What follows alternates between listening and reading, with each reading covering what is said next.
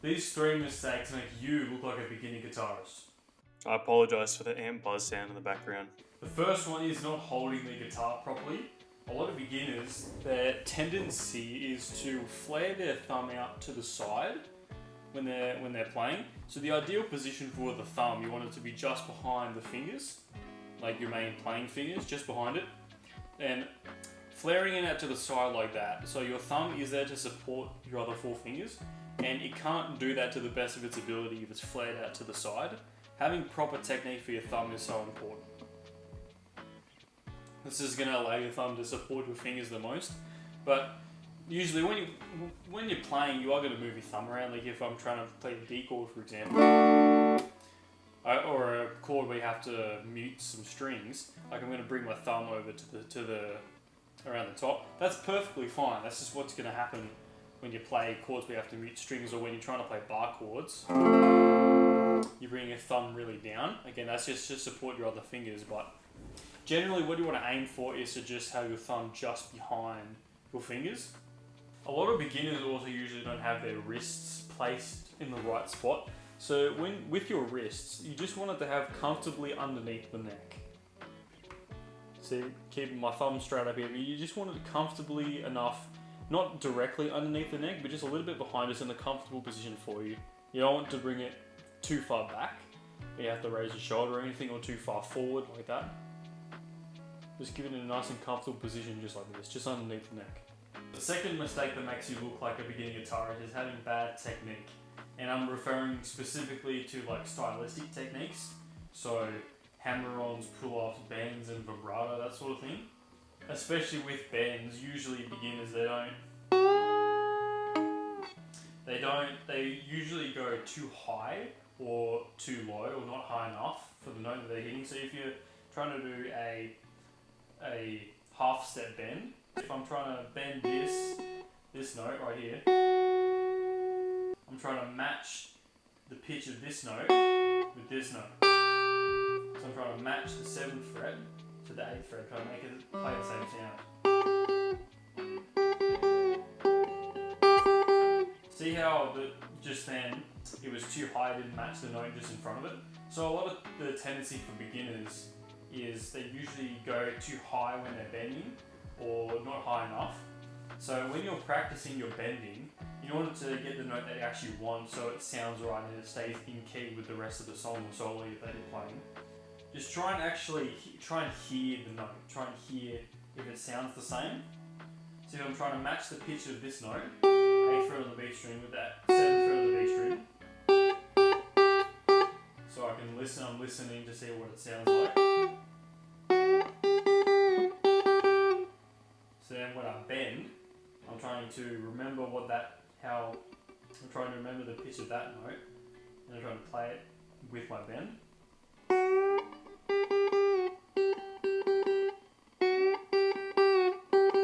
a bit too high just then. That was pretty close just then. Same thing if you're trying to do a whole step bend. So if I was trying to do a whole step bend on the 7th fret of the B string, that means I was trying to make it sound the same as the 9th fret of the B string. One whole step. Again, so I'm listening, hearing the note, and trying to bend on here. Went too high just then.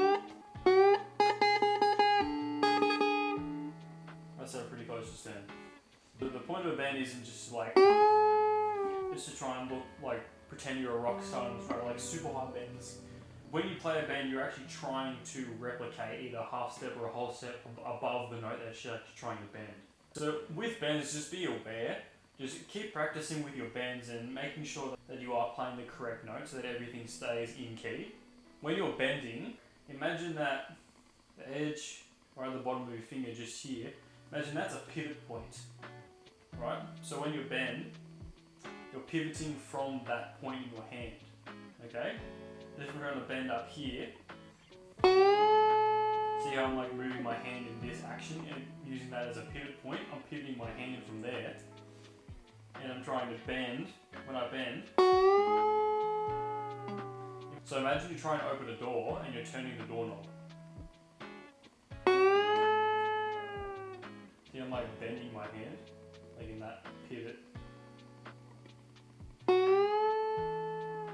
Not just going straight up.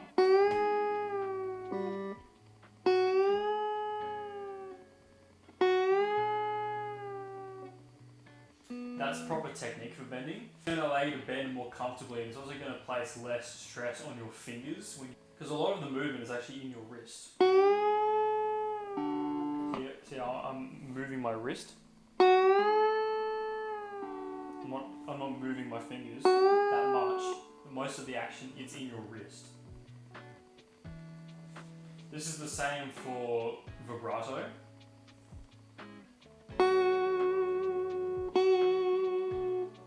What a lot of beginners do when they try to vibrato, and I'm so guilty of this back in the day. So they just like do these ones. When they try to vibrato, they only use their finger. This isn't correct technique. So correct technique is the same as bending. Same place on your hand, just at the base of your index finger. This is the pivot point. You're going to use the same sort of action with your wrist, but instead of like trying to bend up like that, you're only going to use one finger. Imagine you're trying to do like a mini bend, but you're just going to keep doing it up, moving it up and down.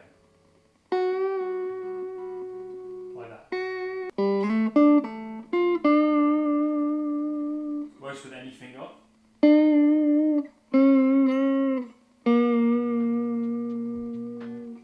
The third mistake that makes you look like a beginner guitarist is having bad posture. This one is very hard for me because sometimes when I'm just like in the middle of like in the zone when I'm playing, I'm like hunched over like this, like I'm dead ass like I'm like fully hunched over like that, my neck's like that, like that's not good. I need to be more consciously aware of that.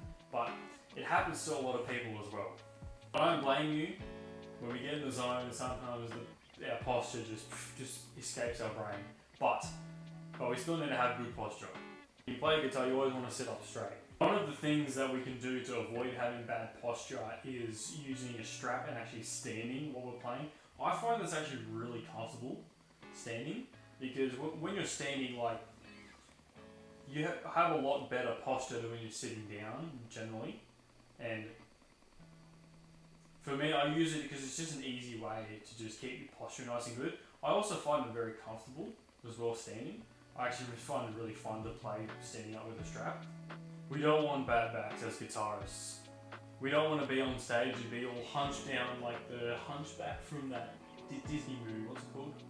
The Hunchback of Notre Dame or whatever it's called. Like the hunchback is like this. Imagine that guy shredding on stage. That'd be fucking sick. It'd be funny because he's like, I've got a bonus mistake that I want to share with you. So a lot of beginner guitarists, they don't clean their guitar. They somehow forget that your guitar wears out just like anything, and you still need to clean it just like anything. It all wears out, everything wears out, the strings get old and fucked and they sound like shit. Their chords will wear out, the amp will wear out eventually, the tuners wear out, like everything's going to wear out eventually. And a lot of guitarists who don't realise that they need to maintain and clean their guitar, all of them, their neck is just all oily and gross and it just looks ugh. Especially if they're like content creators. Like I see these videos sometimes of these guys and they're like fucking shredding, like they're really good. But their neck is just like all dirty and dusty and grimy and it's all like, the actual fretboard, it's like this sort of colour but all on the actual like fretboard itself, it's all like brown and like all gross and black and if you're a beginner and you don't know how to change your strings on your guitar, I would be doing that. Click the icon.